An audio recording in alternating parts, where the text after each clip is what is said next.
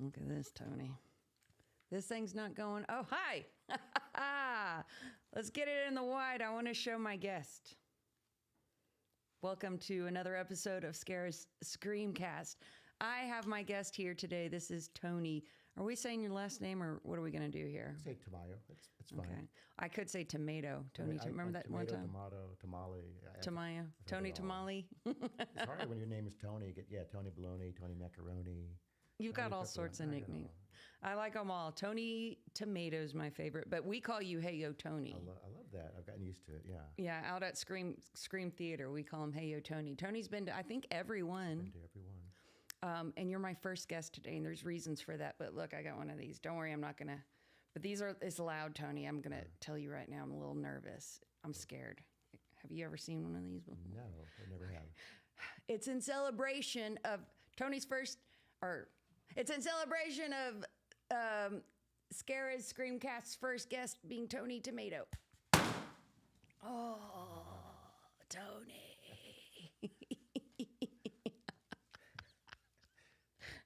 That was pretty cool. That was great. It wasn't. I did it the other day. I did a practice one in my hallway, and it was so loud my ears were ringing because acoustics and whatnot. But I was afraid that the dogs. Oh, would you get that, Tony? I was afraid the dogs might eat it, so I made sure I got one that was biodegradable, dog friendly. But they don't seem to be interested. Oh, okay. So yes, we are live. Hold on, let me put this down. Anywho, thanks for being my first guest. Oh, thank you. It's an honor. You got a little confetti all over us. So, for the listening and viewing audience, Tony and I met how many years ago? I remember seeing you at Texas Frightmare Weekend in 2019 when you were there when Cassandra Peterson was there. And I said, you couldn't help but notice you there. And so, but I didn't know who you were. And then the pandemic happened. Yeah. So there was no Frightmare Weekend in 2020.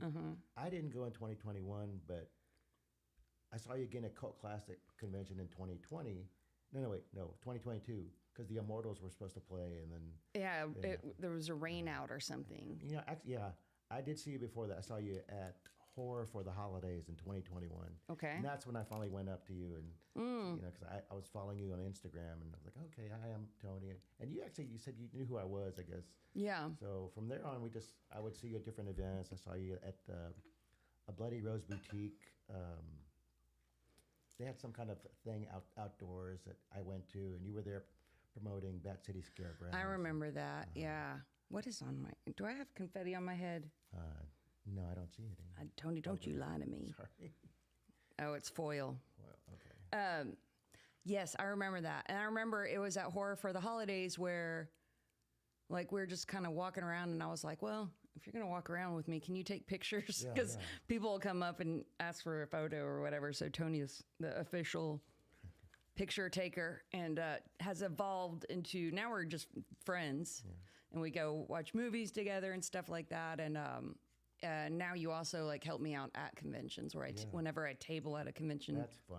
It's because I've been going to conventions for years, and to do something like that last year when I did it for Frightmare Weekend, that was just like, was a whole new experience, and it was just as fun, maybe even more, because it's like I got to see from a different perspective of what it's like to be at a convention and not just be an attendee.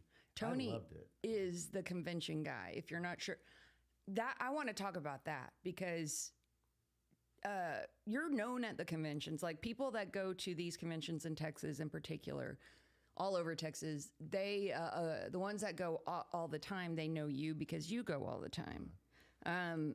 You're known as the convention guy, you know. What was your first convention? Do you remember? I do remember. Well, my first convention was like a comic book convention. It was a small one. And it was at the old Chariot Inn off of I-35. It was like going southbound towards the city. It was in between 183 and St. John's Avenue. But it was just a small convention.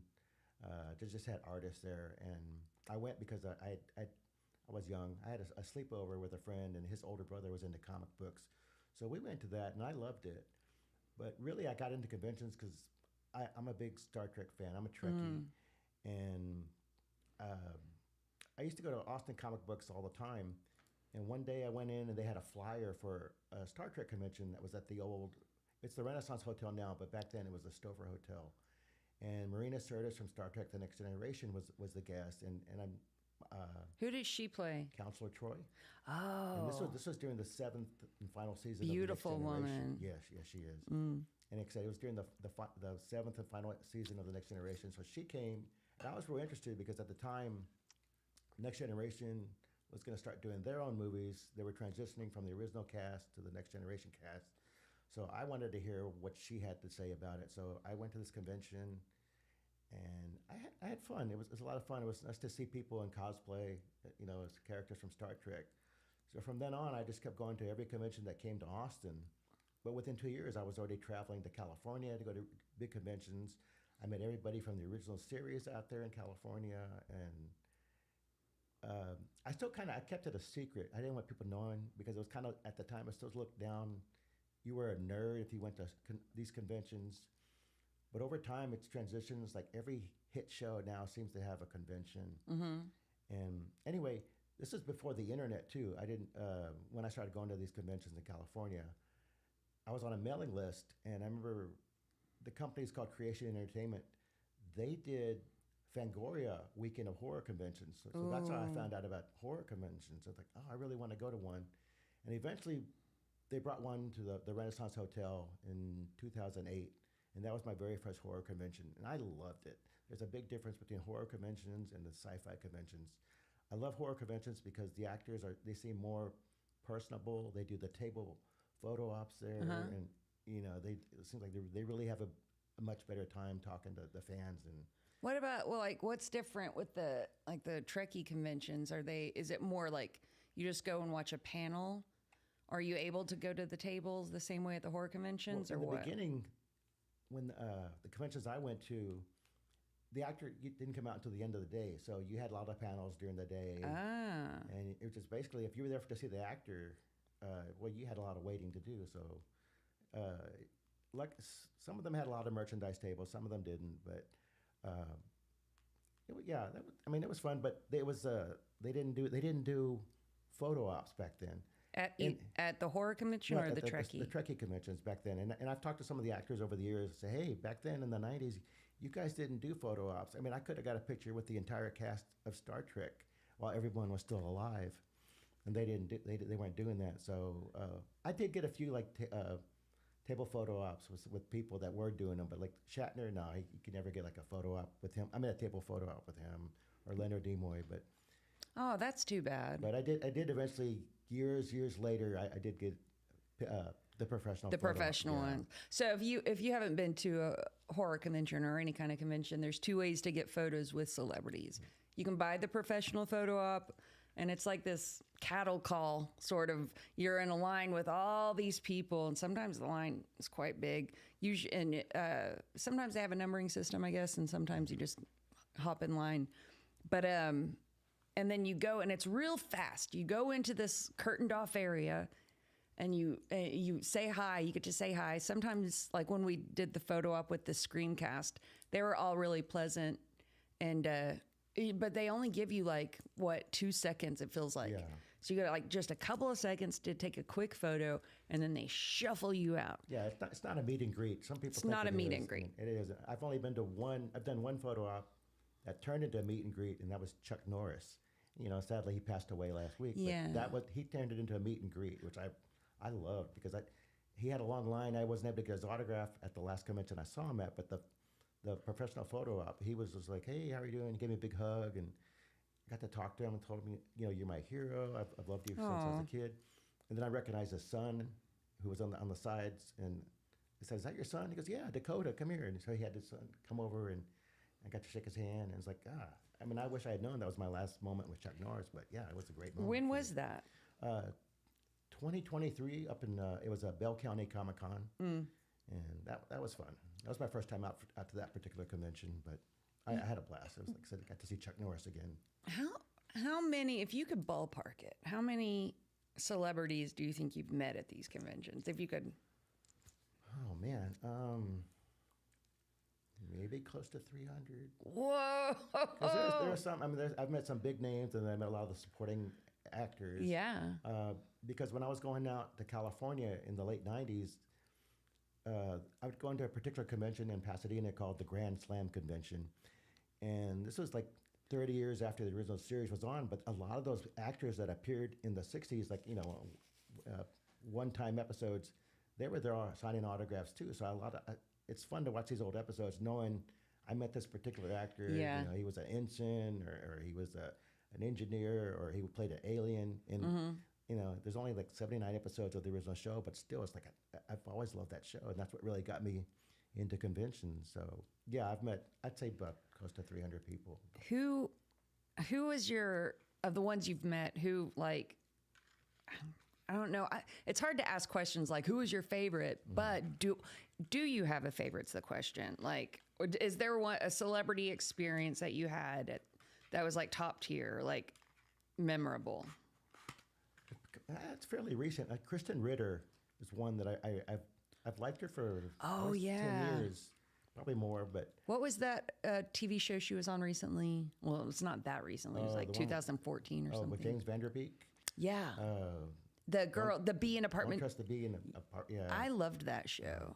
What else has she been on? Oh, Jessica Jones. She's back as Jessica Jones right now in Daredevil Reborn. Oh, I've never seen that. That's a great Marvel show. I really like it. I think she's a beautiful actress, talented. Is she tall? She looks tall. Yeah, she is tall. Yeah. Taller than me or what? Tell me. I'm 5'9". Maybe about the same. About the same height. I'd say about the same height. Yeah. She's a string bean though. Yeah, she's a sweetheart. We got a comment. It's from our friend Pyongyang Jim. Okay. But that's Tracy. We know Miss Tracy. He says, Tony's probably at the Wizard World one I was at where all the Star Trek Next Generation actors were there. Yeah. That was weird because it was the 25th anniversary of Star Trek Next Generation, and they were all in Austin. I thought, why weren't they in California or New York, the bigger cities? No, they had them all here. Wow. And so it's like, and Patrick Stewart, I've been to conventions where Patrick Stewart, he's in another room. He's not with the other actors. No, they were all out together. So oh, that's cool. That was fun. That was one of my favorites because I did a group photo with everybody from the Next Generation that was there. Even Will Wheaton, he was there. Wow. So that's one of my favorites. I watched Next Generation. I've seen every episode of Next Generation and the original Star Trek because my dad was a big Star Trek fan. I guess I didn't know that. Trekkie, as you say. Yeah. What is it, like this or like this? It's like, with your that. thumb out? Yeah. And he had on tape, back then, he used to tape everything. Mm-hmm. And so he had all of the Star Treks on tape. So we watched all of those when we were bored as kids. And then when Next Generation came out, we would, as a family watch those. But that's kind of where Star Trek ended for me. I watched those two and that was that. But what do you think it is about Star Trek that has garnered such a huge fan base to where it really was like the first convention was the Star Trek ones, and Star Wars had their thing going. But I think Star Trek was probably the Trekkie conventions were the first. If I would guess, I would say that's what I used to hear about anyway. Because those started after the show ended. The show ended in '69. And it was in the 70s when it picked up in syndication that, all these people are discovering Star Trek. I was too young. I didn't know. I knew about the original animated series because Wait, what? There was an original There was an original one with most of the original cast that returned. They did the voices. The only one that wasn't a voice actor was Walter Koenig, who played Chekhov. He didn't. When was this? It was this was like 73. Wow. Well, I was old enough. Okay, I'm dating myself. I was old enough to watch it back then, and there wasn't very many episodes though. But it's like, Walter Koenig, he played Chekhov. He wasn't in the animated series, but he wrote one of the episodes. So I thought that was pretty cool. That was cool. Yeah.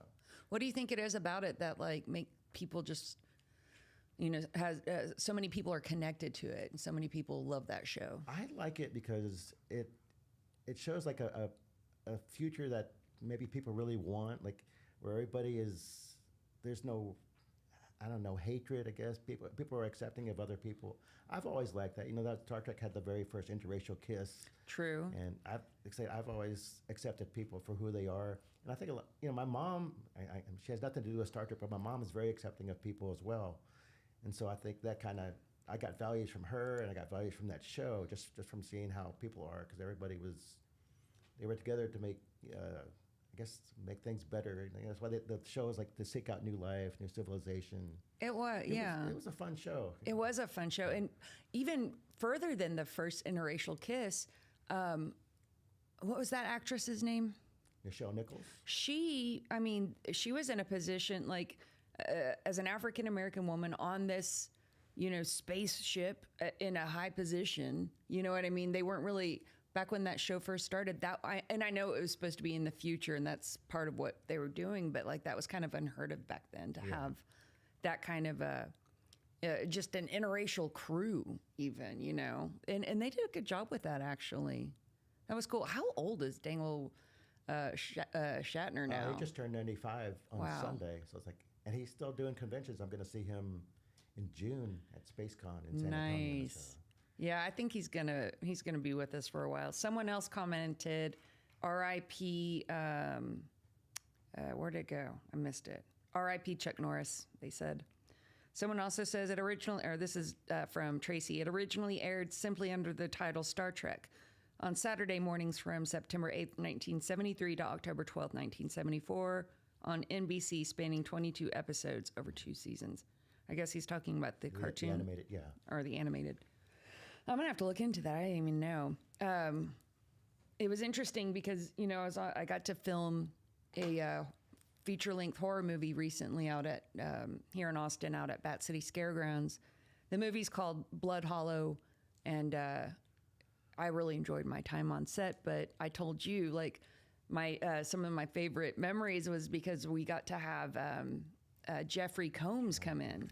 And I, of course, know Jeffrey from Reanimator and such, Bride Reanimator and all that stuff. But it's funny because the crew, a lot of them had no idea about Reanimator, but they knew all of his Star Trek stuff because he's played so many. Yeah. So, I don't know, 9, 10, 13. I don't know how many characters, but that guy's been on. Yeah, he's played all different kinds of races. Yeah. Andorian. I remember when he did the Andorian. Deep Space Nine, he was a character called, I think it was called Wayun. Yes. Yeah. Yes. And I remember him from that. So, yeah. He's very, he can do anything. It was just funny because, like, I would, I could geek out with him about, Reanimator and whatever. And I've gotten to interview him, remember, at Cult Classic about Reanimator. But other people were geeking out about, his Star Trek stuff. So that was cool to see. But he was such a nice guy. When I interviewed him at Cult Classic Convention, it was, I don't know, I was, it might have been just the panel was a little full. I'm not sure. But, like, or maybe it was because he was in front of people. I don't know what it was. But I'll tell you, like, just sitting with him and having lunch and chatting with him was a totally different experience. And it was like something I'm always going to treasure. Thank you, Jeffrey Combs. We love you, Jeffrey Combs. Jeffrey Combs, be on the podcast. You know what I mean? Yeah. What if he came down here and did that? I think he should. Let's see. Who have you not met that you want to meet? Well, for the longest time, it was Mr. T. He was one that I really wanted to meet, and that came true last year. He finally did his. He's doing conventions now, so he came to Fan Expo Dallas last summer, and I got to meet him, and it was like everything I wanted it to be, because he was another one that I grew up loving him in Rocky III. Even though I think, he was menacing, but it's like I really wanted to meet him because after he did Rocky III, he did the A-Team. Yes, that's how I knew him. Was A-Team. So it was like B.A. Baracus. Yeah. I really wanted to meet him. Back in the MySpace days, they always had a section about, like, who would you like to meet, and I would always put pictures of somebody in that section on MySpace, and it would always come true. I'd always meet somebody. I put Jamie Lee Curtis one time, and I ended up meeting her. Wow. I put Jessica Alba, I ended up meeting her. I put Chuck Norris on the there, magic too. of MySpace. You manifested it through MySpace, Tony. Mr. T was one that I put on there. That's magic. So many years later, I got to meet Mr. T. But yeah, he was one. Who's going to be that picture now? Who is it now? Oh, man. Because you've met pretty much everybody, so it's like, who else is out there? Okay, Harrison Ford and Sylvester Stallone, but I don't know. I would love to meet both of them. I don't know if I think of the two, I could see Sylvester Stallone doing like Fan Expo or something, don't you? Yeah. I could see Ford, it. I don't know. Harrison was in Austin. Was it maybe last year or the year before? Because his son was filming a movie here. Our friend Boudreaux was an extra in it. Oh, wow. Yeah, his son was I don't know if it was his movie in terms of he wrote it or what, but I think he was acting in a movie. Anyway, it premiered at South by this year. But he comes to Austin. Harrison, do the podcast. What will we talk about? I wonder if he still has an earring. Remember when he had an earring for a while? It was a whole thing. Yeah, yeah. He was like dating Ally McBeal or whatever that actress's name was. And they're still together. Are they? Callista Flockhart. Yeah. So Harrison or Sly? Of the two, if I said you can only meet one, who is it? It would be Sly. Yeah. A Rocky. That's one of my action star. Yeah. Well, I guess Harrison's kind of an action star too. Have you met Arnold? I have met Arnold. Yeah, because he does conventions. I met him 2018. Oh yeah, he came to Alamo City Comic Con. Yeah. In 2018, that was a huge con because they had him. Robert Englund was there. Jeff Goldblum. Oh man. Is he tall, Jeff Goldblum? He's very tall. He looks like a tall son of a bitch. Yeah, he's very tall. Yeah, the cast of The Craft was there. They had other people, but yeah, Arnold was the big draw.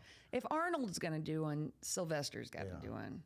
For some reason, I don't know why I don't see. I mean, has Harrison not ever done like a Star Wars, thing? Not that I know of. I mean, that's wild. I've never heard of anybody because Mark Hamill has. Mark Hamill, I've met Mark Hamill, but it's been a while. So we should play a game, chat. We should play a game where you name a celebrity and we'll ask Tony if he met them. Okay, if you're listening, put in the chat a celebrity and we'll answer if Tony's met them. So speaking of conventions, Tony, we have Cult Classic Convention coming up. I'm excited. I am too. I'm going to say a little piece about it. So Cult Classic Convention is happening March 28th and 29th. That's Friday and Saturday at the Bastrop Convention Center. They're going to have, they've got a nice little bit of guests coming that include actors, filmmakers, also musicians this year, which is different and exciting, I think. And then, of course, there's going to be the costume contest, and there's going to be live bands, and they always have plenty of vendors, so you can go and shop to your heart's delight. But let's talk about let me tell you who's going to be there as far as the musicians. Spencer Charnas from Ice Nine Kills. Wednesday 13, he's from all sorts of bands, I think most notably Murder Dolls. And then John Moyer, you know him from Disturbed, of course. Hey, John Moyer, do the podcast. I know that guy lives here, or he lives in the area, I'm pretty sure. He came out to Bat City Scaregrounds one year. It was cool because he watched The Immortals were pumped. Oh, wow. And then David Vincent from Morbid Angel. I think he also might be in the area. But Tony, have you ever, I don't know if I've been to a convention, one of the horror ones, where they've had that many musicians, tabling. Have you? No, I mean, Frightmare Weekend every now and then has somebody. They had Ace Frehley and Peter Criss, I believe. But not a bunch all at once. No. I think Frightmare's pulling in a few this year too. But this is the first time for sure that Cult Classic's done it, and I think it's a good move on their part, actually. Besides that, if you're a Terrifier fan, they're going to have Jenna Cannell and Catherine Corcoran again. We saw them in and those girls are great, or women, I should say. Jenna is not only an actress, but she's also a filmmaker, and Catherine, it'll be interesting to see if she says anything about the lawsuit going on with her and the Terrifier franchise, I suppose. And then if you're a fan of Friday the 13th, a lot of the from various Friday the 13th, I think Friday the 13th, what is the one? Jason, I don't know if it's 8 or 9, but it's Jason Takes Manhattan. There's a lot of actors from that one. That's right there. It's 8. Yeah, it's 8. Okay, so there's let's see, 1, 2, 3, 4, 5 actors from the Friday the 13th movies will be there. Children of the Corn is going to have some representation with Robbie. I think it's Robbie Keeger's their name, and Anne-Marie McAvoy, I believe. Now, she was Sarah in Children of the Corn, but she was also in Full House as a reoccurring character. And then she came back for Fuller House, which I never really watched. Yeah, Did you watch Full House? I did watch Full House. I did too. It was on TGI Fridays. Aunt Becky. She was my Aunt Becky. I related to DJ at the time because we're similar. I liked that show. So anyway, that'll be cool. I get to do that panel. And I thought that was going to be the only panel I was doing, but I was just informed I've picked up 2 more. So, who else is going to be out there? Let me see. Let me get my list out. While we're doing that, let me check and see. Oh, hold on. Bryan Cranston. Have you met him? No. Tony has not met Bryan. Who But has Tony He did met? come to Austin, though, for it was a signing with him and Aaron Paul. They came to a signing at Specs. And I knew about it, but I didn't live anywhere near it. I thought, I'll pass. I regret it because... Oh, man. Bryan Cranston. I mean, I was a big Malcolm in the Middle Oh, that fan. show's great. They're doing a reboot, aren't they? I'm excited about it. I'm very excited about it. It's been like over 20 years since that show ended. So I'm going to pull up the Cult Classic site so I can like do this properly here in a second. Here's some more. Who has Tony met? Who has Tony met? I'm going to give you a theme song. Okay. Has he met this actor or actress? Who has Tony met? Da, da, da, da. John Waters? No. No. Tracy's asking some interesting ones. Christopher Lee? No. No. When did that guy die? I know, right? Yeah. Sludge Pirate asked about that one, Christopher Lee. Somebody look up, Google, when did Christopher Lee die? Producer, thank you. You like how I just call him producer? Okay, so Burton Gilliam, I think this is, he was in Blazing Saddles. He's been on a lot of stuff. Honeymoon in Vegas. He was in one of the Flying Elvises in that one. Oh, was he? Yeah. He's been around for a long time. I think he lives in the Dallas area because he does a lot of shows up there. I know he's from Dallas originally, and I want to say, let me see. I wrote it down. Where is he? Burton. What a cool name. Burton drives a Chevy Silverado. That sounds like he should. And I love that he comes to these conventions and he dresses up as his character. Does he? From Blazing Saddles. Yeah. Have you met him? I have met him. Yeah. That's awesome. He's got to be 88 or something, don't you think? He's up there, but he's still there. He's still wiry. Yeah. I think. I wonder if I get to interview him. I might get to interview him. That'd be cool. Let me see. I had my panels down. I'll check in a second. I do. Saturday at 1 o'clock out at Cult Classic. It'll be Burton Gilliam, Robbie Keeger, and Anne Marie McAvoy. So it'll be the 2 children of the Corns and Burton, which is an interesting panel. Christopher Lee died in June 2015. You missed out. Yeah. You missed out. Okay, what about Courtland Mead? No, he was in the Shining remake. Did you like that one, the 97 Shining? No, it doesn't compare it to the original one. I don't think so either. And what I find interesting is apparently, you know how Stephen King was all pissed off about Kubrick's version of The Shining for various reasons. One of them, mainly, I think his main bitch about it was Shelley Duvall's portrayal of the mother. He said he didn't want her to be this kind of sniveling, weak woman. And Stanley really broke her down on set to get her to that kind of emotional state. But I have to say, like, she, as the character, you know, she fucking pulled it together, and she was very strong and was able to save her and her son from, you know, the hotel, basically. So I don't know. I think there's maybe some other stuff going on with Stephen King and Kubrick, but the 97 version comes around, and Stephen said that one was more along the lines of the story he wrote. But it's weird because it's like The Shining is a masterpiece. Yeah. And so when you've grown up on Kubrick's Shining, when you see the 97 version, it's like, it could be very good. I don't know. If I'd never seen Kubrick's version before, I'm sure I would like the 97 Shining, but it's like ordering something from, you know, Wish or whatever. It's like the Wish version of The Shining, unfortunately. So I don't think I'm not interviewing, I don't believe, little Courtland. What else was he in? Little Rascals. He's cute as heck. Hellraiser Bloodline.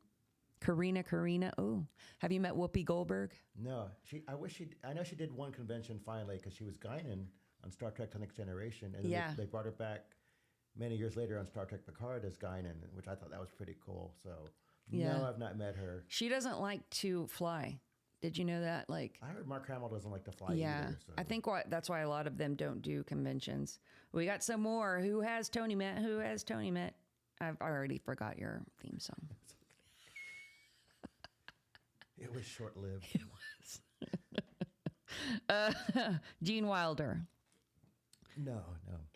Peter Weller. I don't know who that is. Do you? Oh yeah, I've met Peter. That's RoboCop, but he's call him Dr. Weller because he has a PhD. So yeah, I have met him. First of all, Tracy, it's Dr. Weller to you. Dr. Peter Weller. Dr. Peter Weller. No, he's cool. He's going to be at SpaceCon in June as well. Yeah, I got a cool photo with him.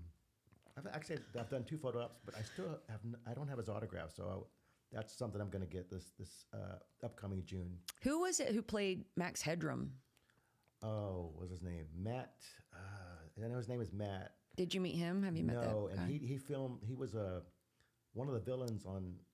I want to say Fear the Walking Dead. So he has been to Austin to work, but in the area. Yeah. And let's see. There's Jenna. There's Catherine. I think you say her name, Cannell. Bobby Brown. She's my cherry pie. Oh. I don't get to interview her, but I would like to. Yeah. I remember when that video came out, and I thought she was just so beautiful. That was a big video on MTV in the 80s. Yeah, that was like.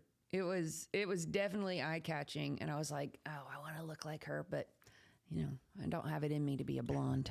But I thought she was gorgeous. I wonder around how old she is now. 60? So that was like 40 years ago. She's like gonna be in her 60s. Yeah, I bet she still looks beautiful. She has great bone structure. And then there's Michael O'Leary. Do I get to interview him? Let's see. I do. 5:45 on Saturday, I'm doing the panel with Michael O'Leary, Alan Robinson, and Raymond Cruz. That one's going to be fun. So Michael is in Halloween Ends as Dr. What's his nut? What's the doctor's name? Mathis, I think. Anyway, did you see Halloween Ends? I did. I didn't like it. No, Was that it wasn't the last one, was it? It was the last one. Was that the one where they were like, what was that? They were chanting something. Maybe that was the one before it. It'll come to me later. What else was that guy in? Chips. Oh, look at this. Guiding Light, Chips, Fatal Games. I don't know what that is. The Greatest American Hero. Believe it or not, walking on air. You know that song? Oh, I know that. Yeah. Sing it, Tony. Look at what's happening to me. Flying away on a wing and a prayer. Who could it be? Joey Scarpa or something like that. TJ Hooker and Give Me a Break. Give me a break. Now I know what I think. Put in the new fit on the old one. Or whatever. I loved that show. The Lawrence wasn't one of the Lawrence boys on that? Little Joey Lawrence? Yeah, back when he was little. Have you met Joey Lawrence? No, I've seen. No, I haven't met Matthew Lawrence. I haven't met Joey Lawrence. Oh, you've met A. Lawrence at least. Matthew Lawrence was in Mrs. Doubtfire. So yeah. That's right. No, he was also on Boy Meets World. So a lot of the cast members from Boy Meets World, they do conventions. They do. But I always go to Topanga. I always go to her. I go to Danielle. She's adorable. So here's another. Has Tony met this? Who has Tony met? Who has Tony met? Tell me, who has Tony met? Kurt Russell? No, I wish he did conventions, but I know he doesn't even sign anymore. I've seen like paparazzi videos, and he's like, no, he doesn't. He said he's retired from doing that. I saw a video of that recently. Yeah. But he'd be great to meet. I mean, Snake Plissken. I would love to hang out with that guy. Yeah. He's like chosen some of the best movie roles. He is. I think he's very underrated still. He should have an Academy Award for some of his stuff, like maybe Tombstone or something that I really like. Oh, he was very good in Tombstone. But I think Val Kilmer should have got the Academy Award for that. He was so awesome. Val Kilmer took the Doc Holliday character and made it epic. You know what I mean? He was able to add a little of this and a little of that, and the way he came up with the accent he came up with him, and just all of his mannerisms, the way he puckered his lips. C'est magnifique. So good. Okay. Who else we got? Raymond Cruz. So Raymond was in, he's been in a lot of stuff. Sons of Anarchy, The Mayans. I The role that terrified me the most with Raymond was Training Day. Yes. Dude. Push. Yes. Yeah. That was, I remember being like, if that's what prison's like, oh my God, you know, I was just so scared. Have you ever had your shit pushed in? What? Never heard that in my life. That was so scary. And then, like, you know, I mean, spoiler alert, if you haven't seen Training Day, like, you know, get over yourself, because that came out a million years ago. 25 years, 2000. Jesus, Tony, way to make me feel old. Duh. But yeah, when they put him in the shower, you know, to shoot him, all of that was so scary. But he was so convincing and so good in that movie. I'm looking at his little card here, and he was in Breaking Bad, and then he reprised the role in Better Call Saul, which did you ever watch Better Call Saul? I never did. I loved Breaking Bad so much that I need to just go ahead and start Better Call Saul, because I love that writer, first of all. Now he's, you know, doing the show Pluribus. Have you seen Pluribus yet? It's one of my favorites right now. I really enjoy that show. It had one season, and they're about to start production on season 2. It's a very good premise. It's basically like this virus comes to the planet and takes over, and they inhabit human bodies, and they like kind of everybody all at once gets switched over, and there's certain people who it didn't work. And certain people died during the transmission, or whatever you want to call it. And some people, it just didn't take. Like, so they stayed themselves. So, and there's only like eight or so. I can't remember how many, but like, let's say there's 8. There's like 8 people on the planet who are still themselves. And all the other people are actually like Invasion of the Body Snatchers type of a situation. But they're nice. And they, you know, the aliens or whatever are very, very nice. And they're trying to like make these people as happy as they can be, and like as comfortable as they can be, with the intention of figuring out how to get them to become alien, you know, get them to transition over to their alien being. But they also say, like, we won't do it without your consent. And it's this whole like back and forth, but I love it. And that's the same writer as Better Call Saul and Breaking Bad. This guy was also in Gremlins too. I don't remember what he played there. Broken Arrow. Have you seen that? What's Broken Arrow? Well, with John Travolta and Christian Slater. Is that we're talking about the movie? Yeah. Yeah, from 96. Yeah. I don't think I've seen that one. Oh, here's a new one. Have you met Elijah Wood? I have met Elijah Wood, yeah. He used to live in Austin for a while, too, because I remember I saw his house. Oh, really? Oh. Yeah. I went to Austin Books. I still go there from time to time. And I went on a Tuesday, because it was like when the new comic books come out on Tuesday. And the people there, they were like, oh, Elijah Wood was just here. And I was like, I missed Frodo. But I have met him at a convention. I did a photo with the 4 hobbits, that with him, Sean Astin. He is about hobbit size in real life, isn't he? Oh, he was so good in the movie we saw the other day. I really...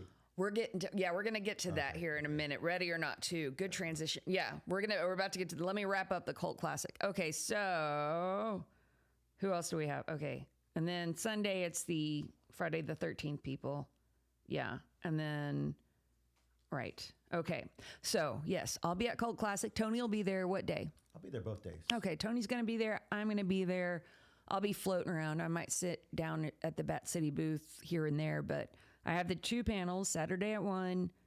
No, I have 3 panels. 2 on Saturday, 1 o'clock and 5:45, and then the Sunday panel at 2 o'clock. So if it says, like if you're looking at the social media stuff they put out, that Cult Classic put out, I'll do the panels that say Scare a Damsel of the Doomed, and I'm also taking over Parrish Randall's panels. He unfortunately won't be able to attend this year, so I'm... Oh, that's a first. He's absorbing. there. Well, he hasn't come the last few years. Oh, okay. And then this was going to be, I guess, his, return back. And I don't know how much I can say, but I don't think I think his wife is sick. So he's going to have to hang back and take care of his wife. They've been together for decades, and he loves his wife. Maybe He's I'm thinking of sweet. Texas Frightmare Weekend, because I know I see him. You see him around there? Yeah. I've seen him there before too. Kiefer Sutherland. Did we ask you that? Kiefer Sutherland. Yeah. Ah, great guy. I really liked him. And I never watched 24, but he's David from The Lost Boys, so one of my favorite movies. So Kiefer's great. That was great to meet him. And then I'm a big fan of Young Guns. And also, what was the Rob Reiner one? Stand By Me. Yeah. He was good in that too. He didn't have like a huge part, but he plays such a good menacing. What's his name? Ace, I think. Yeah. Yeah, he was very Yeah, I was scared of him in that movie. He was scary. Yeah, that was a great movie. Yeah, he's a good menacing character. Okay, I want to pull up my Rotten Tomatoes real quick. Rotten Tomato. Oh, that's my app. Hold on. I like to pull this up whenever we start talking about movies because eventually I kind of like to check out what the critics say. So, yeah, Tony, tell them what we saw. Scary and I saw Ready or Not 2 the other day, and I really loved it. I thought it was a very fun and entertaining movie. I like these directors. There's two of them. Yes. And I think all their movies that I've seen, they're all really fun and scary. Like they did Scream 5, Scream 6, Abigail, and they're all those movies, especially Abigail. Did they do them together or no? I think they did them together. Because or maybe not. I don't know. I have to look, but I do know one of them's credited with Abigail for sure. Matt Bettinelli. Yeah, I don't know. And then the other one's Tyler Gillette. Maybe he did the VHS movie. Yeah. But yeah, they did. Did they do the first Ready or Not together? Let's see. I wonder. I know that it's the same writer. Let me look.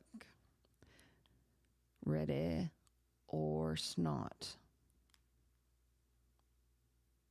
Let's see who directed. Oh, now oops, I messed up. Maybe you can check. Will you check on IMDb or something? See who directed the first Ready or Not, because I don't want to like navigate totally out of here. I liked it too. I thought that the first one, Ready or Not, came out a few years ago, and I was so into that movie. Like, I remember it being very entertaining from beginning to end. There's no dead spots, like no like boring moments. It didn't drag anywhere. And it was I really liked the lead actress, and I liked her character a lot. How do you say her name? Is it Samara? I think so. Samara Weaving. Yeah. She was great. She was absolutely great. And then I read, I think we're similar. I don't read anything about the movie going into it, but I like to read about it after. Yeah, afterwards I'll read it. Who did this? And I'm like, oh, okay. Let's see. The first Ready or Not movie was directed by, the same dudes. So that's cool. So the writers I read, I wonder if they wrote it too. Let's see. I thought I wrote that down. Anyway, see who wrote it. Who wrote that movie? Whoever wrote the second one. They wrote both, but the second one, they were writing a different movie. They're writing a movie about sisters. Yeah. And then they got greenlit to do Ready or Not 2. So they were like, "Wow, we already started this. What if we just parlay it into Ready or Not 2?" And so they brought in, the other actress. So it was Grace and Faith. What do they call her? I think so. It was two funny names like that. It's Catherine Newton. I think she's awesome. I think she and Samara, I think they're both like modern day scream queens because they have the credentials. Like Catherine was in, what's it called? Lisa Frankenstein, and she was in. Yeah. She was also in Abigail. I loved Lisa Frankenstein. I really enjoyed that movie a lot. Oh, they were both written by Guy Busick and Christopher Murphy. So 2 writers, 2 directors. That's interesting. They like to team up on those movies. They also use a lot of the same actors over and over again, if you've noticed that. Like Samara was in the first Ready or Not, and this one, and she was also in Scream 6. She had a small part in Scream 6. Her sister, Catherine Newton, was also in Abigail. And like Melissa Barrera, I thought Melissa Barrera would have been great in this movie too. She could have been the Spanish guy's daughter. Right. The fiance, the ex-fiance.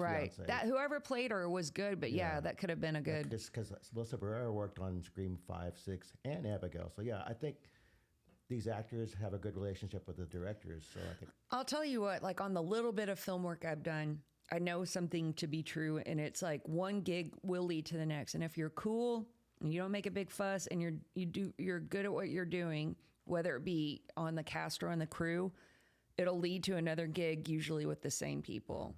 So I think that's what's going on. And then you just find people you like to work with, like in any job. And so you always think of, well, oh, this person acted in that project. Let's bring them on here because they were good. And I know they can do it. And there's no drama and there's no surprises.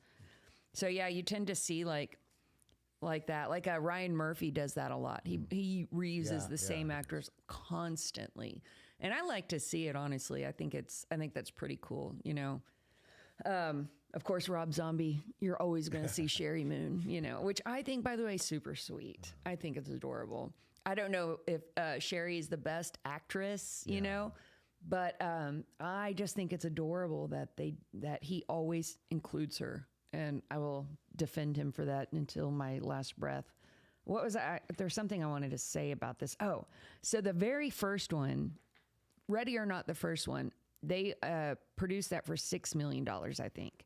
And it opened up, it grossed, let me see, let me check my dang notes here. $6 million is what they produced it for, and it grossed $58 million worldwide, which is wild. And so the second one, whenever they greenlight a second movie, they're always like, let's bump up the production. We know it worked with the first one. The risk is lower, so they put $20 million into this one. But so far, it opened up to $9 million on opening weekend. I don't know where we're at. I think it's at $13 million right now, gross.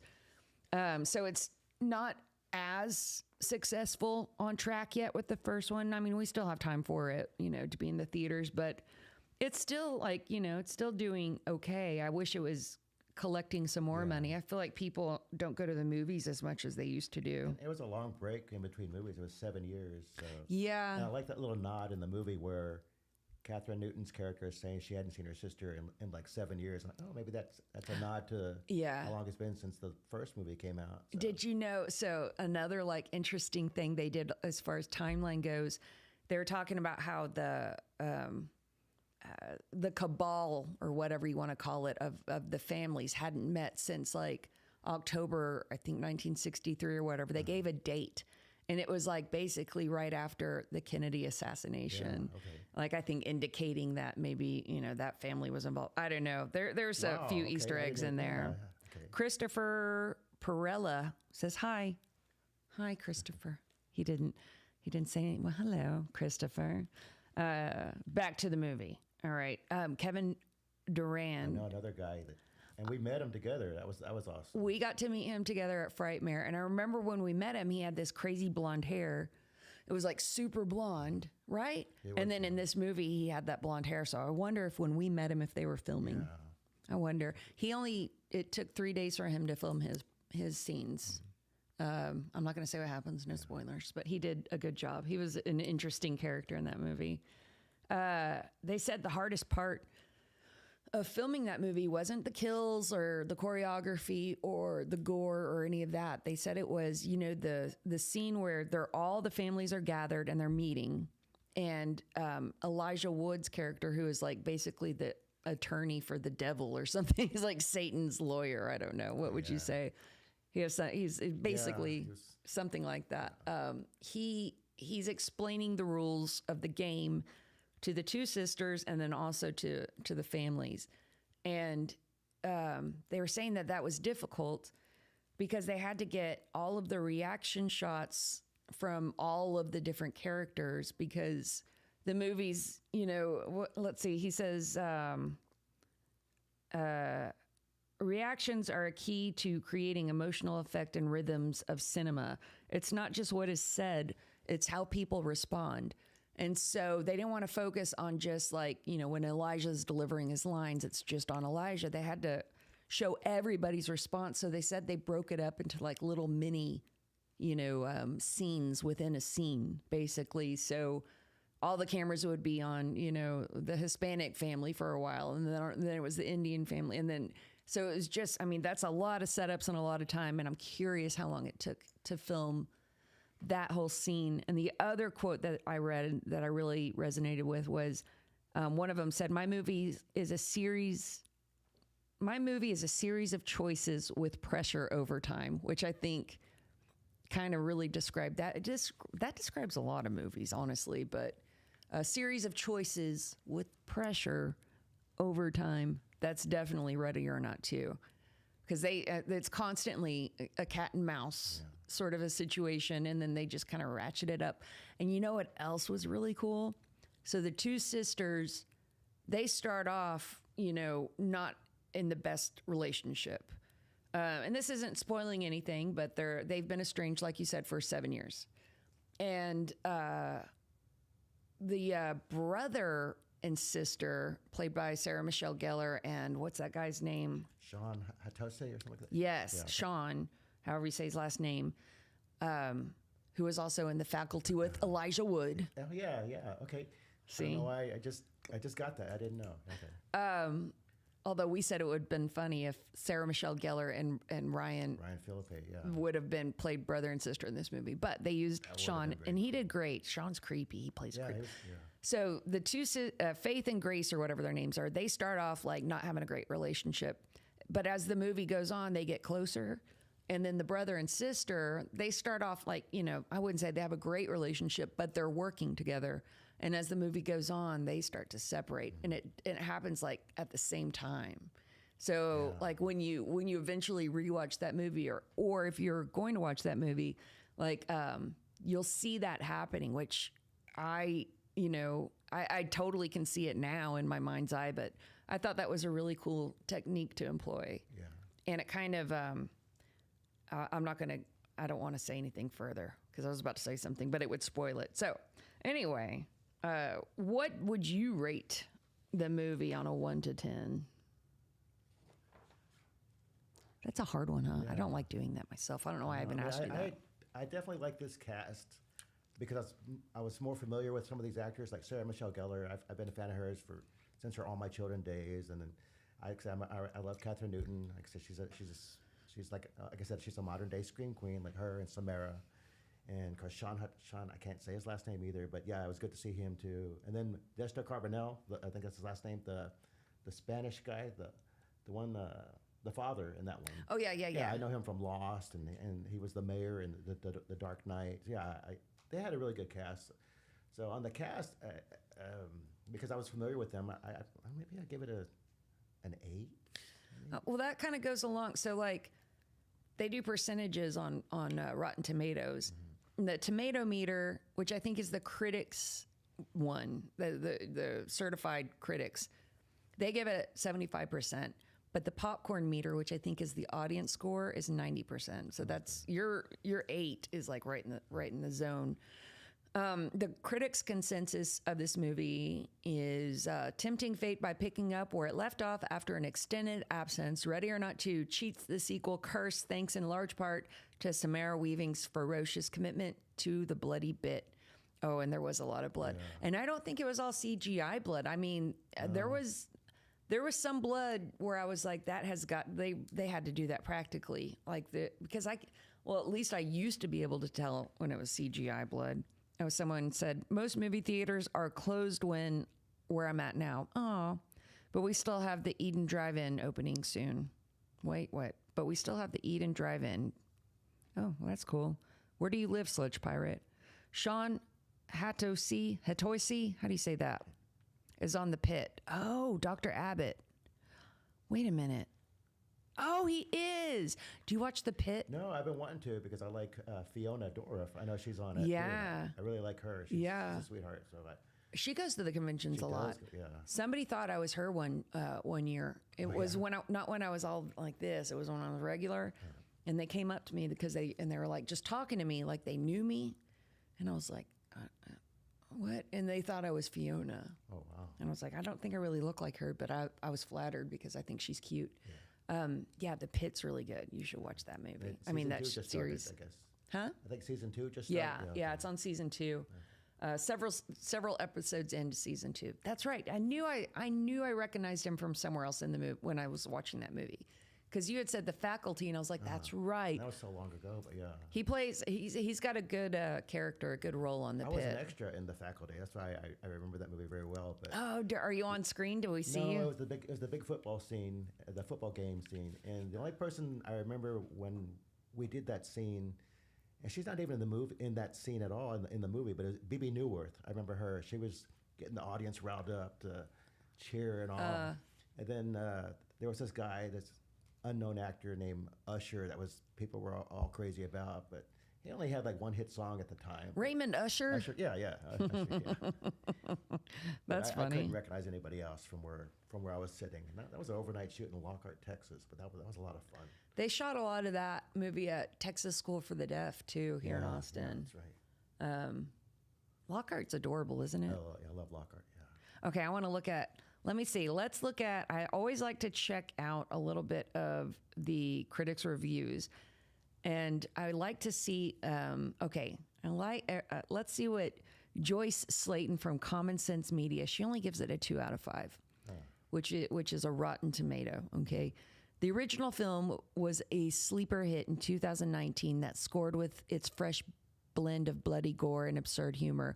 But this sequel amps up the former and minimizes the latter, diminishing the impact. So it's saying I don't know. Fresh blend of bloody gore and absurd humor.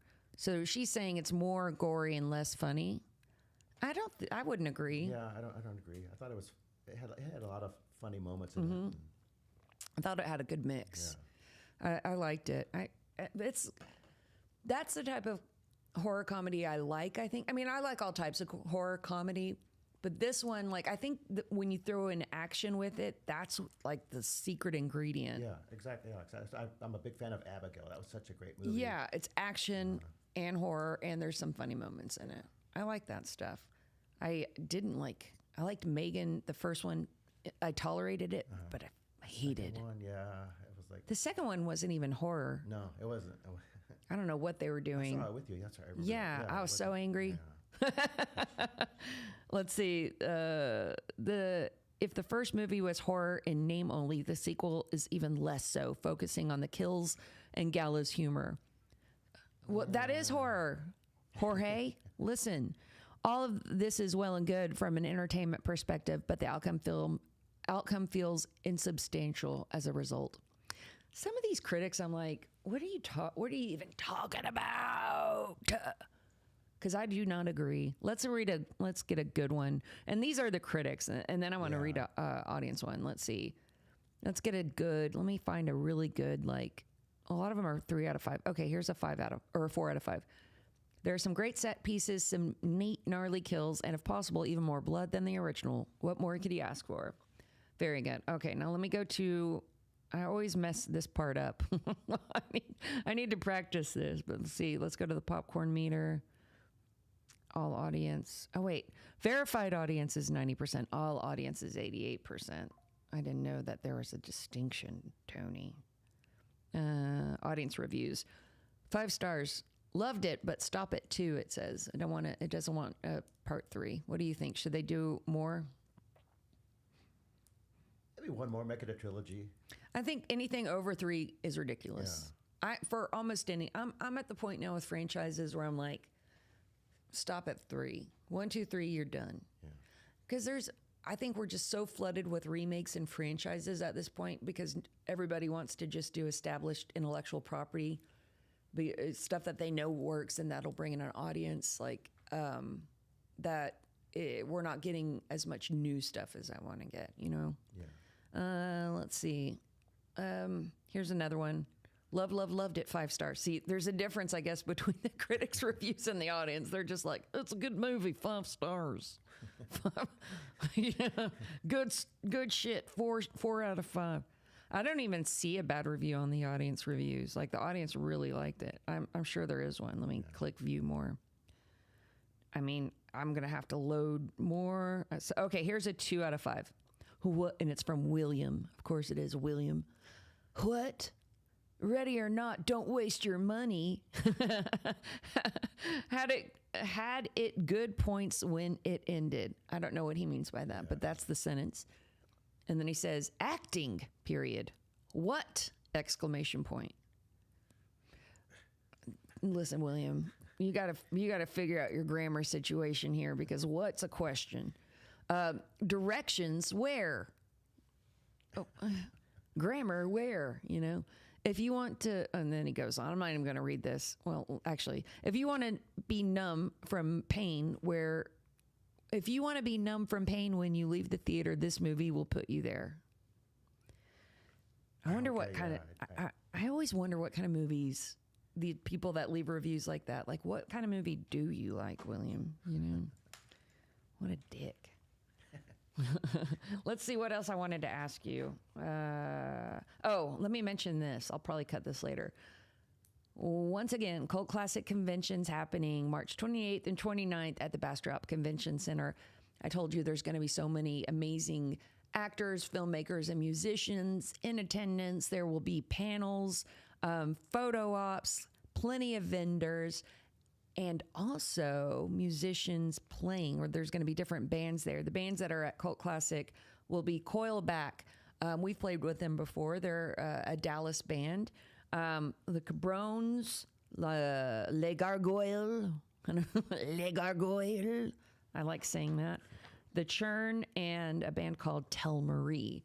So once again, that is Coilback, Cabrones, Les Gargoyles, The Churn, and Tel Marie. They'll all be playing at Cult Classic Convention, happening March 28th and 29th. I'll be there, and Tony will be there. Who are you excited to meet at Cult Classic? Raymond Cruz. I really want to meet him. He's, like I said, of course, Training Day. We talked about that. That's one of my favorite movies. But he's been in a lot of stuff like Clear and Present Danger, Breaking Bad. Yeah, I do want to meet him. I forgot about Clear and Present Danger. You're gonna have to ask him a question. I will. Think of a good question for That's Raymond. one thing about conventions is like when I meet an actor, I don't want to talk about something they're best known for. Yeah. Like I would never talk to William Shatner about Star Trek. I talk about something else. Yeah. Something that I love that maybe he's not prepared to answer, and then. I think it makes it exciting for them. And then they remember me if I meet him again, and I love that. Danny Glover was one that I brought up something. I had seen him at Bass Concert Hall years ago reading poetry, but then 20 years had passed before I saw him again, and I brought up the poetry, and he remembered it right away. He's like, "Wow, you were there," and I'm like, "Yeah, I was there." I said, "I was so excited to see you," and I got his autograph. And then I did a photo op with him, and when he saw me, he's like, "Oh, yeah," he brought up the poetry. He remembered more about that day when he came to Austin. So, yeah, I'll always ask them about something else. You ask good questions. Our buddy Keith, you know who Keith is? Yeah. He asks good questions too, but I like when you guys are there at my panels. I like asking probing questions as well. It's always been a pet peeve of mine when people ask, what inspired you to be an actor? Or what inspired you for your... And how many times are these actors? They get asked it so often. So it's easy for them to answer, but you could tell it's like an autopilot because they've been asked that every day for like 28 years. You know what I mean? And it's not imaginative. The other way to ask that is, you know, like when you're preparing for your role in Training Day, what did you do to, you know, evoke such responses? Or, you know, there's just other ways you can come around to getting that response, but the inspiration questions always bothered me. I think another one. I think what bothers me sometimes is about these actors when people ask them questions. They'll ask them, "Hey, so what was it like working with Harrison Ford?" And I was like, "Well, that's not really pertaining to the actor himself. Yeah. You're asking about working with somebody else, you know, because you want to know more about Harrison Ford than like Raymond Cruz." And the answer's never like what you want it. It's never that great because they're never going to be like, "Oh, he was a big asshole." You know what I mean? So it's either one or two. It's either like, "Oh, it was great. Harrison's a great guy. He's very funny, and I learned, you know, by watching him," or it's going to be like, "Oh, you know, well, I only got to film with him 3 days on that set. Most of our scenes were not together. We were in the same movie, but not scene partners." Yeah. So it's one of those kind of dead end, and it's not about them. You're right. It's asking about another actor, and which especially if it's like a lesser known actor, it's kind of rude. You know? I agree. I'm like, man, poor guy. You know, I mean, you can like, I think it's cool to ask like, who, you know, of all the directors you've worked with, which one do you feel got the best performance out of you, and how did and why? You know, that kind of stuff. But like, what was it like working with, you know? I will ask, like, what did they smell like? What did Harrison Ford smell like? No, I'm just kidding. But I do kind of want to know. I'm going to guess leather and tobacco. What would you guess? Smelled like Chewbacca. What if he smells like blue cheese? Jeez. I think, isn't it? I thought one of his sons was a chef. Yeah, he is a Yeah? performance chef. Yeah. Yeah, that's why blue cheese popped into my mind, and I'm hungry. I like a little blue cheese from time to time, Tony. A little blue cheese and steak. Let's see if we got any more. Okay, nobody's. Oh wait, Tracy said Harrison Ford smells like weed. He does look like he might partake Probably. in the flower. I'm gonna check my notes and see if I'm forgetting anything, because I did almost forget that. Oh, I did. Oh, okay. We have phone calls first of all. We got phone calls. I can't remember what the question was, but let's go ahead and play it, Dill. Something about Hi, Sarah. This is Josh. Well, I have a question, and I also have a comment regarding to what is the scariest movie. So the comment is the scariest film of this year would have to be Dolly, due to the point where it gives you that Texas Chainsaw Massacre feel mixed with Tourist Trap and a little bit of violent nature. And my question for you is, what got you into being a horror hostess and why? Oh, well, thank you. Was his name James? I don't. Let's Josh. It's Josh. Thank you, Josh, for your question. First, let me comment on the movies. I haven't seen Dolly yet. I know it's an indie movie, and I saw a quick clip of it, and it definitely looked like something I'd be interested in. I liked the costume. Have you seen anything, any clips of Dolly or any? No. It's very recent. It just came. I just saw advertisements for it maybe last week. So I'm going to check into that one. Thank you for bringing that to our attention. We'll put Dolly on the list of what I want to watch. And then how did I get into horror hosting? I'll make this as condensed and quick as possible. Okay. Back in 2019, I met my friend Corey Trahan. Corey Trahan is business partners with an old boss of mine. Whew. My boss lives in Lubbock, Texas, and works in radio. I used to work in radio in Lubbock, Texas. And I moved to Austin in 2000. And not too long after I left Lubbock, my old boss, Wes Nessman, and my now friend, Corey Trahan, they built a haunted house out in Lubbock, Texas called Nightmare on 19th Street. And I was so mad that happened after I left Lubbock, because I was, I love Halloween. I'm a Halloween connoisseur. And so Wes knew, I felt like in my heart, I need a haunted house. And so one day Wes told me that Corey and himself were going to build a haunted house in Austin. And so that I should become friends with Corey or get in touch with Corey to be part of it. So I did. I got in touch with Corey. And at the time, I wanted to be a makeup artist for what is now called Bat City Scaregrounds, for the haunted house that they opened here. Haunted attraction, I should say. That's the preferred nomenclature. So I got involved as far as becoming a makeup artist. But the Bat City wasn't built yet. And the city of Austin was making things rather difficult. It was get this permit, get that permit, do this, do that, blah, blah, blah. So in the interim, before they could even start building, Corey and our friend Donovan Kavanaugh wanted to start something called Horror Web, where they would have like a YouTube show and a storefront and sell things and do some entertaining YouTube videos. And I was going to do like a series on their YouTube channel of, doing makeup, like haunt makeup or whatever, special effects makeup. And before, like, I did one episode, and I don't even think we put it online, because then we switched it to let's do one where we interview people in the horror community. And so I started interviewing people in the horror community. And whenever I would interview them, I would usually dress like whoever it was I was interviewing. So if I was interviewing Dale Carroll, who at the time was a very talented watercolor artist, I say at the time because he switched to like chalks, I believe, and charcoal maybe. But back then he was doing a lot of watercolor stuff. I like painted up my face to look like I had been painted in watercolor. You know, it was pretty cool. If I interviewed Alex, who has a comic book called Dark Clown, I think, or his production company's Dark Clown Studios, whatever it was, I dressed up like a clown to interview him. When I interviewed Joey from the Glass Coffin, Joey Slane, I dressed up like a vampire.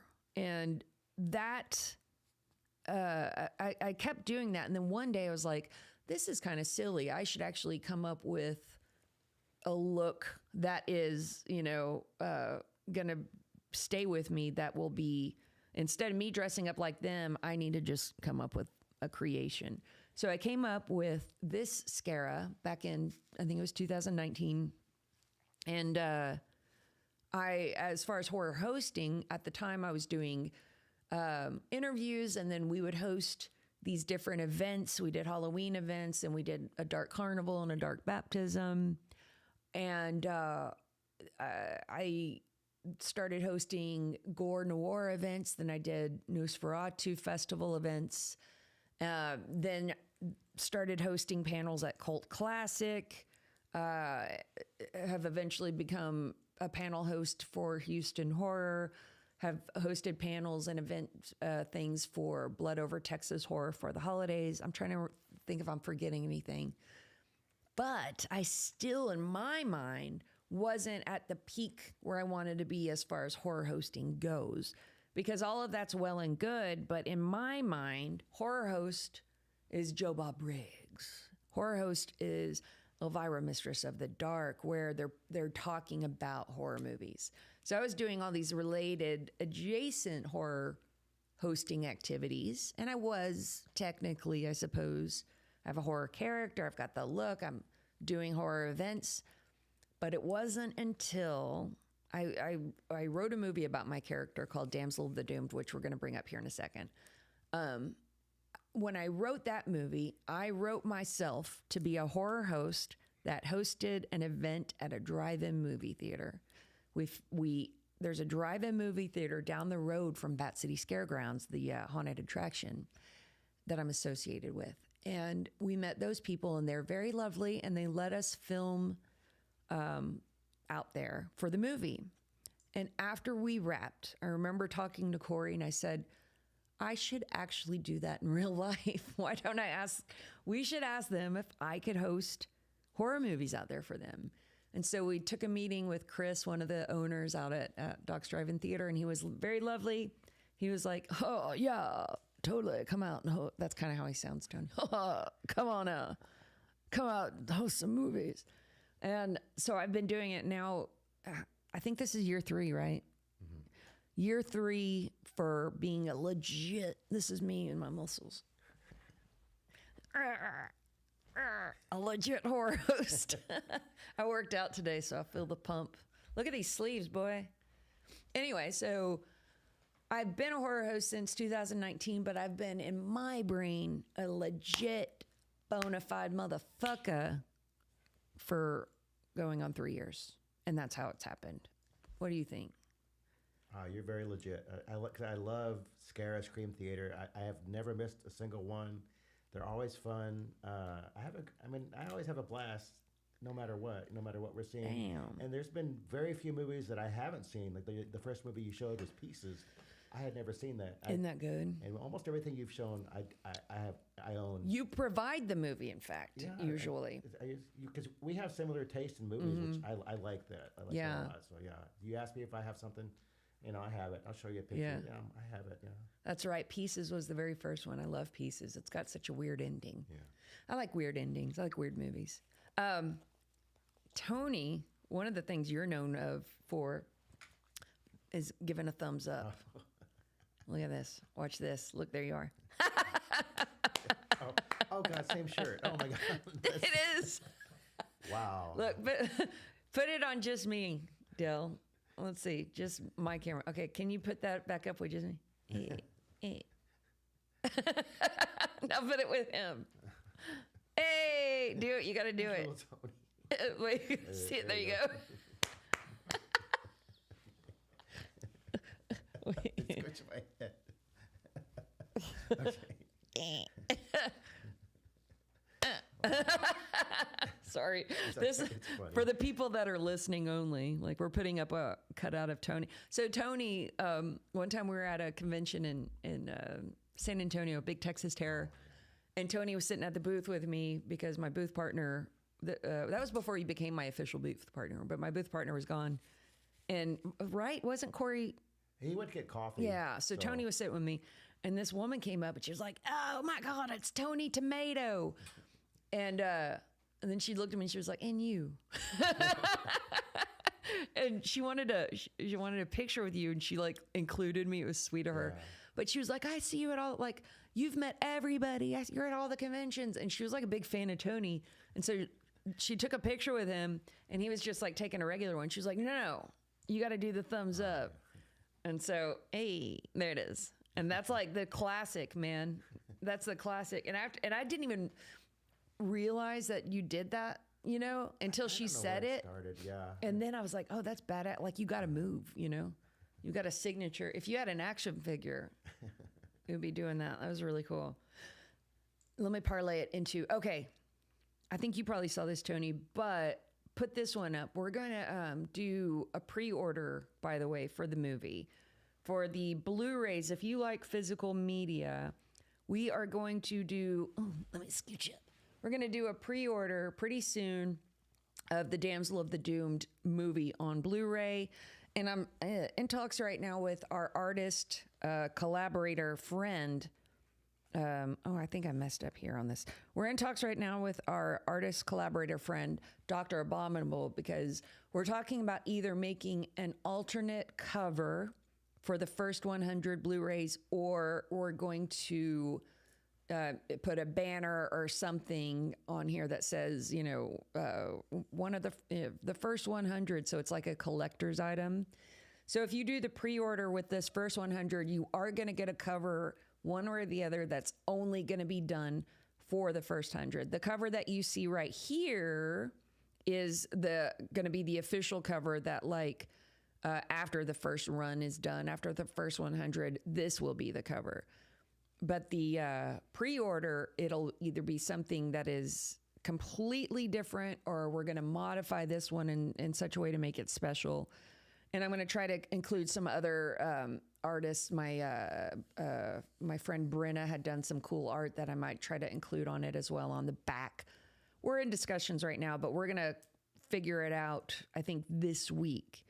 And so pre-orders will happen within the next couple of weeks. And you can take that off now. Poosh. Oh, it's just boobs now. So that'll happen in the next few weeks. We're going to do a run of 100, I think, for this pre-order. And then at Texas Frightmare Weekend and at Houston Horror Film Festival, I'll be tabling. Tony will be with me, and we'll be selling that physical media as well. The movie will be streaming. We're finishing details on that and figuring out when to do that, but it will be streaming. But I'm excited that we get to sell the physical media first. If I know one thing about horror fans, and Tony is the living embodiment, is that horror fans like physical media. Were you in our movie? I can't remember. I was not officially in the movie, but I was there for a pickup shot. But you fell asleep in your car. It was like drizzling outside, and I had worked a 12-hour shift. Well, I had worked most of the 12-hour shift, but I came to the drive-in theater for, it was Reanimator. We were showing, and I had fallen asleep in my car. You had left early because you were going to St. Louis. Yeah, I was going to Transworld the next day. When I woke up, there's a scene from The House on Haunted Hill. Yeah. With the skeleton, and I went, oh my God, I was so upset because I have a tradition of getting like a picture with you every time I Yeah. go to the drive-in. That's the one time I didn't get a picture. We didn't get it. But I was like, I remember that. Oh, so when I see that in the movie, I'm like, okay, I was there for that scene. But yeah, Before we wrap this up, or before you leave, we'll wrap it up, and then you'll leave. But before you leave, we'll have to get a picture of us like Oh, yeah. sitting here because you're the first official guest. oh, Look, what an honor. I'm glad. remember when this happened? That wasn't as grand, Tony. Let's see if we got any more comments before I let you get out of here. I messed up the chat. Oh, there it is. Oh, Dale Carroll just commented. He says, "Hey, I know you. My audio isn't working though. Dale, whenever you do see this, I was talking about you in a good way though. Dale is do you know who I'm talking about when I say Dale Carroll? No. I've got his art. Well, you see, you can't see it but you see the horns, that Okay, yeah. picture of the horns. That's a watercolor of me that Dale did. He's done a lot of art. You know the Scara art where I'm like looking at the side and Yeah, it's a red oh. background. He did that one. Okay. He did the poster for Witch's Bargain a long time ago with me and Orlock. And he did, he's done a few different Scaras. But he's also, like, he's a very good horror. He does a lot of horror icon art. And he used to go to these conventions all the time. I've got his stuff all over my house. But Dale's very sweet. I know you've probably seen him at conventions. Hubert Campbell Travels says, great podcast. Thank you, Hubert. Okay, I think we're good. Is there anything else you want to talk about or say, Tony's? You know, I wanted to ask you, what was your favorite jump scare, or do you remember your very first jump scare from a horror movie? Oh boy, jump scare. I mean, the first horror movie I saw was Night of the Living Dead, but I don't know if they had jump scares in that. Did they? Would you? No. It was more like that, the very first scene at the graveyard with the zombies just like in the background getting closer. That was more like of a tension build. Oh man. I'm trying to think. I'm thinking of the first horror movies I saw. So it was that one. I saw Poltergeist at a very young age.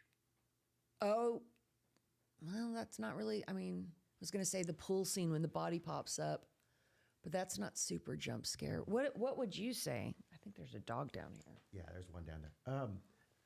The ending of Carrie. The ending of Carrie. Yes. And I saw that with my dad. Yeah, where Sue Through the grave. Sue goes to the and then here comes the arm. That was scary.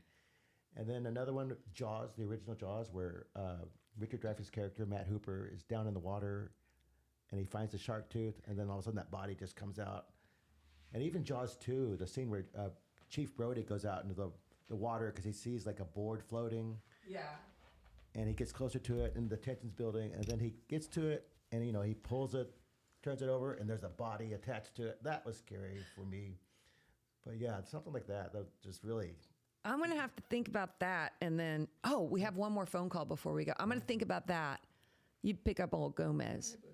Get up there, Gomez. He'll pop up. Go ahead and play the second phone call. But I'll have to answer that later. Hi, Scara. This is Chuck Hell speaking to you from the Void. Oh, Chuck, we know The Chuck. most striking picture I've seen this year is The Ugly Stepsister. It came out in 2025, but I just saw it on Shudder. I love this deconstruction of the Cinderella fairy tale. The costumes, the sets, and the overall design were stunning. Like the substance, this is a feminist body horror film, and I don't know if that's going to be a trend going forward, but if so, I'm here for it. Love ya. I love you too, Chuck. Chuck's great. You've met him. He's been out at Scream Theater a bunch, and he goes to Bat City every year and dresses up. He also does a really cool home haunt in his front yard. He's very good, very cool artist. Chuck's great. Actually, do you know Jackie Stargrove? You've met them. They're also, they go to Scream Theater a lot too. Him and, or them and Ashes. But Jackie sometimes hosts movies at, what is that little theater in Central Austin? It's like I cannot remember the name of it. It's not like a big chain or anything. It's like this little independent, tiny little room. And it's really cute and it's very charming. and they show all sorts of fun movies. And Jackie was showing that movie, Ugly Stepsister, but it was the day that we went to go see Scream 7, I think. And I wasn't going to be able to make both. Look at this dog. What is happening here? Do you want to relax? You want me to hold you like a baby? Oh, my God. He's so sweet. Yeah, I do want to see, Chuck, I want to see Ugly Stepsister bad. I've actually heard really good things about it. There's a buzz about it for sure. And you know what's wild? I don't have Shudder. Do you? No. I don't either. So I wonder if it's on any other streaming service, because I don't. Shudder's not on my subscription list at the moment. Don't tell anyone. I don't know if I'm going to lose street cred for that or what. I mean, I did have it for a while. I did too. I had it for a while, and I found I wasn't using it that much. So yeah, okay, exactly. Yeah, and with my work schedule, I didn't have time to really watch stuff. Now my work schedule just changed this week, so where I'm back to working. I get off at 2:00 every day now, so I have more time to watch stuff. So. What's the next movie you want to go see? Was that They Will Kill You? Me I too. really want to see that. Me too. Our friend Dr. Abominable is supposed to see it Friday, and I told him to let me know how it is. And I said after Cult Classic, we'll go see it. Yeah. And then speaking of Dr. Abominable, he's going to be the next guest. Awesome. So he'll be on next week. He's the guy that does all the art for the Scare Scream Theater. And he also does the thumbnail art for the podcast. You know, I just sent him a picture. You'll have to, you want to see what the thumbnail art for this one is? Let me show you. Hold on. Meaning, like, you know, when you go on YouTube and there's the picture for what the video is. This is a picture, Tony, that we got whenever I showed Dracula, the Hammer horror version of it. Mm-hmm. Where did it go? Del, did I message that to you maybe? Yeah, I did. No, I didn't. Oh, there it is. This is one of my favorite pictures of us. And it's just you in the background, but it's like a little miniature Dracula. Yeah. And you kind of remind me of Dracula because you have a widow's peak. Yeah. I love it. And then Paul's going to, I think Paul put like the thumbs up picture of you in there too. Oh. I told you that when I met Chevy Chase, he asked me, "Were you in Dracula?" Yeah. Okay. Chevy Chase, was he nice? He was Chevy Chase. Yeah. So, I mean, I could get insulted by him, and it didn't it's all matter right because it was Chevy Chase. Yeah. You know? Have you seen his documentary?